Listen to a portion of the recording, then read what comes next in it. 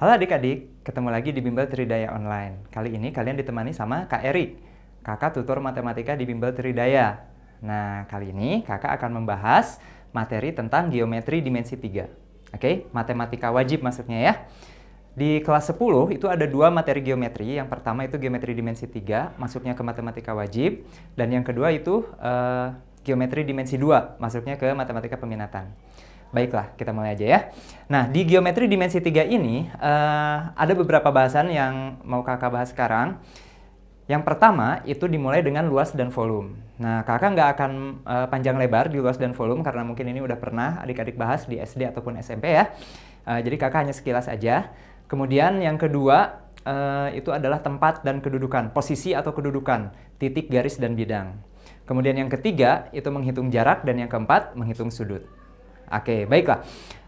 Kita mulai aja ya adik-adik ya. Pertama, kita akan membahas tentang luas dan volume dulu. Nah, kakak akan membagi dimensi 3 menjadi 3 bangun ruang. Ada prisma, ada limas, dan ada bola. Oke, jadi hanya ada 3 adik-adik ya. Prisma, limas, dan bola.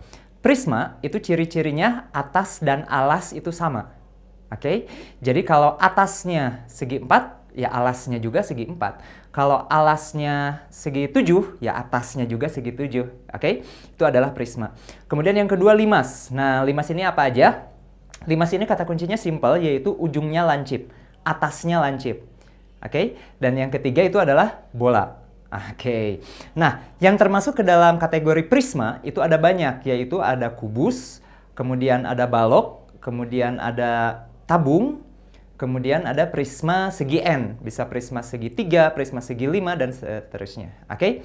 Dan yang kedua yang termasuk ke limas, itu hanya ada 2 adik-adik ya, yaitu limas segi N sama kerucut. Nah, limas segi N sama kerucut. Kerucut itu alasnya berbentuk lingkaran, atasnya lancip. Kemudian kalau bola ya bola aja ya. Oke. Nah, di yang limas ya adik-adik ya, itu ada catatan sedikit. Mungkin adik-adik pernah mendengar yang namanya bidang 4. Nah, sebetulnya bidang 4 itu bukan persegi atau bukan persegi panjang ya, tapi bidang 4 itu adalah bangun ruang.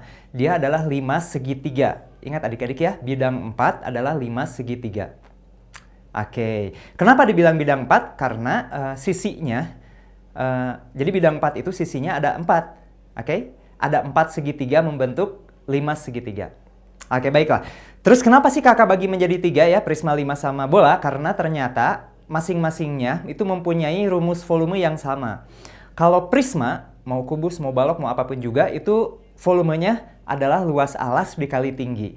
Jadi adik-adik tinggal hitung luas alasnya berapa, tinggal dikali tingginya berapa. Kemudian kalau limas, itu 1/3 kali luas alas kali tinggi. Jadi hitung luas alasnya kali tingginya tinggal dibagi 3. Nah, kalau bola itu khusus ya. Kalau bola itu rumus volumenya adik-adik hafalkan 4/3 pi r pangkat 3. Oke? Oke.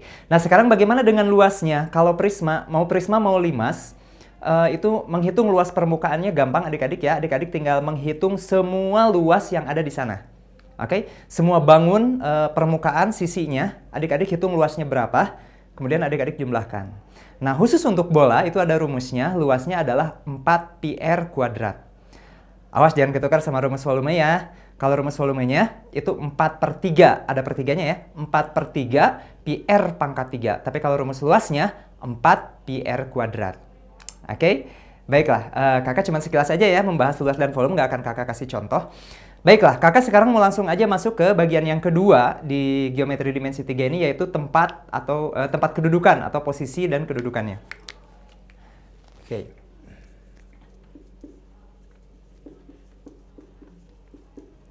Nah, kedudukan atau posisi. Kedudukan apa aja sih yang dibahas? Ternyata nggak semuanya. Yang dibahas itu hanya ada 3 di sini ya, di geometri dimensi 3, yaitu kedudukan titik, kemudian kedudukan garis, dan kedudukan bidang terhadap satu dan yang lainnya. Titik terhadap garis, garis terhadap, dan seterusnya gitu lah ya. Oke, kita mulai dari titik dulu ya adik-adik ya. Kedudukan titik. Ini mudah sekali adik-adik, tapi sebelum kita masuk ke sini, kakak mau ngasih tahu dulu sesuatu. Nah, kalau titik itu yang seperti apa titik? Adik-adik pasti udah pada tahu ya. Titik itu ya titik aja kayak gini. Nah, oke. Sebetulnya yang dinamakan titik itu dia tidak mempunyai dimensi. Artinya titik itu imajiner gitu ya adik-adik ya. Tidak bisa dibayangkan sebetulnya.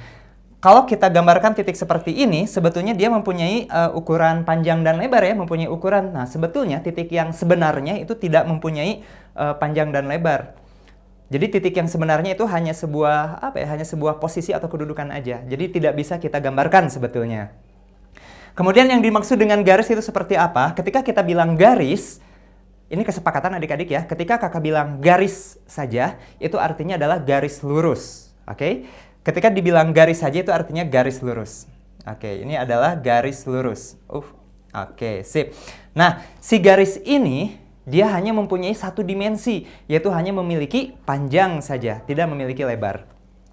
Nah, di sini ada catatan adik-adik ya. Ketika kita bilang garis, yang kakak gambarkan di sini ini adalah ruas garis. Oke? Ruas garis. Artinya apa? Ruas garis itu panjangnya tertentu. Bisa kita hitung panjangnya berapa. Tapi kalau kita bilang garis saja, itu artinya si garis ini hanya perwakilannya. Tapi sebetulnya dia bisa diperpanjang terus sampai tak hingga. Bisa diperpanjang terus sampai tak hingga. Jadi garis itu memiliki panjang yang tak hingga. Itu adalah garis. Oke? Baiklah. Kemudian bidang. Nah, yang seperti apa itu bidang? Bidang itu contohnya misalkan ini bidang segitiga gitu kan ya adik-adik ya. Kalau kita melihat, ingat perspektifnya adalah dimensi 3 ya. Kalau kakak gambarkan bidang di sini bidang segitiga, sebetulnya kalau kita bilang bidang, itu luasnya bisa diperluas sampai tak hingga. Sama kayak garis tadi, panjangnya bisa diperpanjang sampai tak hingga.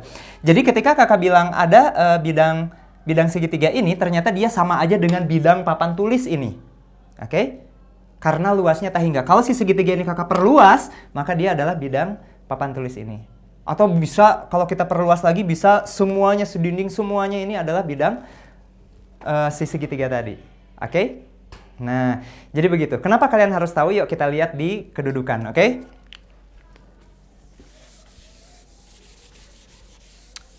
Baiklah. Pertama itu adalah kedudukan titik, hanya ada dua, yaitu titik terhadap garis dan titik terhadap bidang. Jadi titik terhadap garis dan titik terhadap bidang.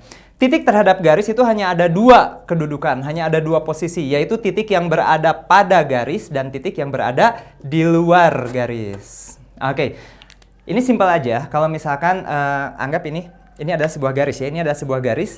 Dan tutupnya ini adalah sebuah titik. Nah, ketika kakak bilang seperti ini, titik ini berada pada garis. Oke? Tapi kalau kakak bilang di sini, ini garisnya, ini titiknya, maka titiknya berada di luar garis. Simpel kan ya? Oke. Tapi kakak mau tanya, kalau kakak punya garis seperti ini, kemudian kakak ada titik di sebelah sini. Posisi titik terhadap garis ini apa? Bukan di luar, tapi dia itu berada pada garis.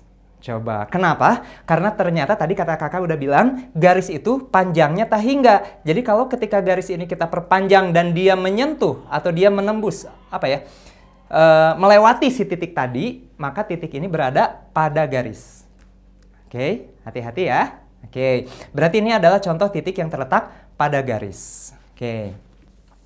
Kemudian kita lanjutkan. Kalau udah titik terhadap garis, sekarang titik terhadap bidang. Oke, bagaimana dengan titik terhadap bidang? Sama aja dengan titik terhadap garis, yaitu berada pada, bisa titik berada pada bidang, bisa titik berada di luar bidang. Simpel aja ini juga ya. Contohnya sama seperti yang tadi, anggap papan tulis ini adalah bidang yang akan kita bicarakan ya. Titiknya misalkan si tutup ini ya, si tutup ini adalah titiknya. Ketika si tutup ini berada pada papan tulis, ini kita bilang titik yang berada pada bidang. Tapi ketika si titik ini kakak majuin ke depan ya, majuin sedikit, set seperti ini, maka titik ini berada di luar bidang. Coba sekarang kakak tanya, kalau kakak punya segitiga seperti ini, dan kakak punya titik seperti ini, perspektif kita adalah dimensi 3. Posisi titik terhadap bidang ini ada di mana? Bukan di luar, tapi berada pada bidang. Titik ini berada pada bidang segitiga ini. Kenapa?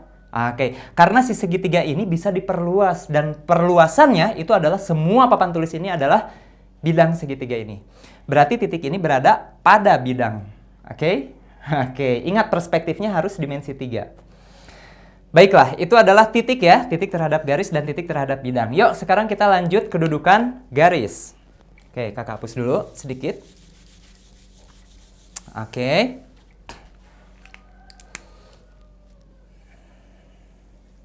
Baiklah, bagaimana sekarang kalau titik, titiknya udah, sekarang bagaimana dengan garis ya? Nah, posisi atau kedudukan garis. Garis terhadap apa? Garis terhadap garis lagi, dan garis terhadap bidang. Posisi atau kedudukan garis terhadap garis itu ada 4 adik-adik ya. Oke. Dia bisa yang dinamakan sejajar, bisa dikatakan berpotongan, bisa dikatakan bersilangan, dan juga ada posisi yang dinamakan berimpit. Oke, baiklah. Kakak menerangkannya akan menggunakan spidol ya. Dua garis dikatakan sejajar itu kalau seperti ini. Posisinya adik-adik juga mungkin udah pada tahu ya. Dua garis yang sejajar itu seperti ini. Artinya apa? Ketika si garis yang hitam ini kita perpanjang, garis yang biru juga kita perpanjang sampai tah hingga, keduanya nggak akan pernah ketemuan, itu adalah sejajar.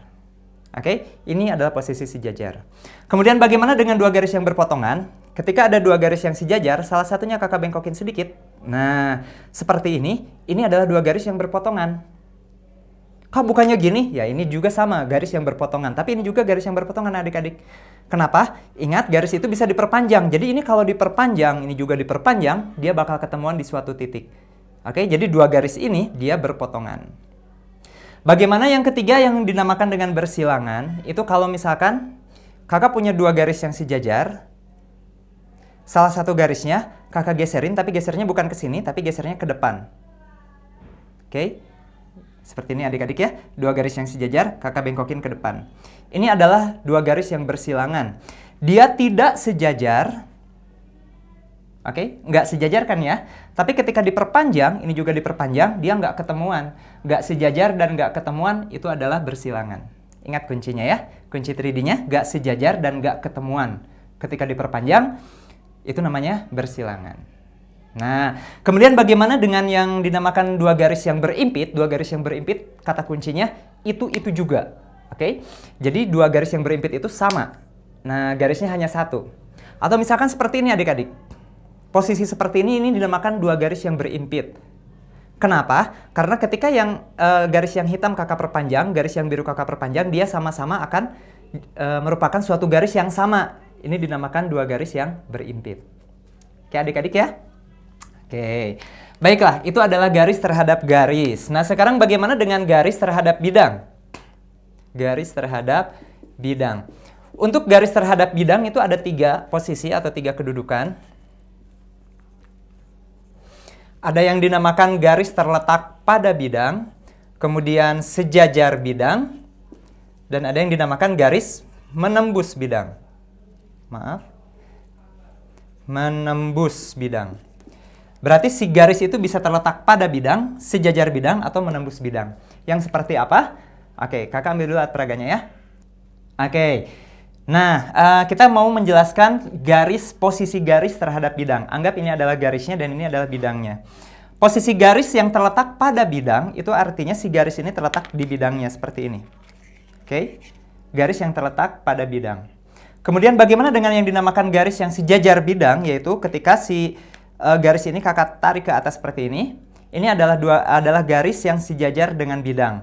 Artinya apa? Ketika garisnya kita perpanjang sampai tah hingga, bidangnya kakak perluas sampai tah hingga, itu nggak ketemuan. Yang nggak ketemuan itu namanya sejajar. Ingat ya, diperpanjang garisnya, diperluas bidangnya. Kalau nggak ketemuan, itu berarti sejajar. Nah, ada nggak garis yang bersilangan dengan bidang? Nggak ada adik-adik ya. Jadi si garis ini, kalau kakak putar seperti ini, kakak putar ke depan,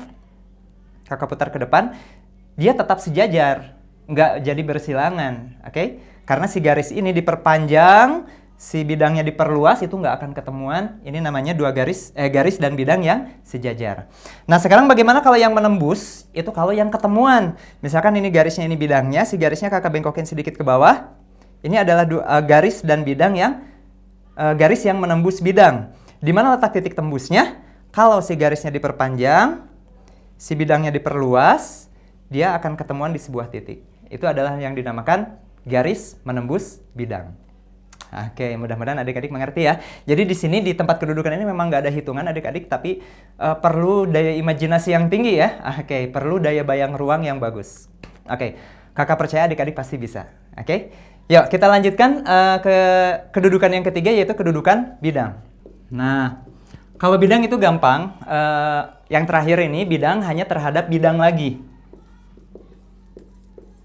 Kedudukan bidang terhadap bidang. Kedudukan bidang terhadap bidang itu ada 3 adik-adik ya, kedudukan bidang terhadap bidang. Bisa dinamakan 2 bidang yang berimpit, kemudian 2 bidang yang sejajar, dan 2 bidang yang berpotongan. Oke. Sama dengan yang garis tadi adik-adik ya, kalau kita namakan berimpit itu berarti itu juga. Bidang misalkan, kakak ini misalkannya ya, contohnya, ini kakak punya bidang, di sini punya bidang lagi. Ini 2 bidang ini posisi seperti ini adalah 2 bidang yang berimpit. Kenapa? Ketika bidang ini kakak perluas, bidang ini juga kakak perluas, ternyata perluasannya itu adalah bidang yang sama. Nah, itu adalah 2 bidang yang berimpit. Kalau kayak gini ya jelas ya, ini 2 bidang yang berimpit. Tapi ternyata kalau seperti ini juga, dia adalah 2 bidang yang berimpit. Oke, kalau 2 bidang yang berimpit, kakak tarik 1 bidangnya itu ke atas. Seperti ini. Oke. Ketika kakak perluas bidang yang satu, kakak perluas bidang yang kedua. Kalau mereka nggak ketemuan, ini dinamakan 2 bidang yang sejajar. Oke. Ingat kata kuncinya tadi, diperluas. Kalau nggak ketemuan, itu berarti 2 bidang yang sejajar. Kemudian bagaimana dengan 2 bidang yang berpotongan? Kalau ada 2 bidang yang sejajar, kakak bengkokin salah satunya ke sini misalkan. Oke, posisi seperti ini. Ini adalah 2 bidang yang berpotongan. Kenapa? Karena kalau diperluas, ini juga diperluas, dia pasti akan ketemuan di sebuah garis. Ingat ya, perpotongan 2 bidang itu adalah sebuah garis. Baiklah, gimana adik-adik? Gampang kan ya?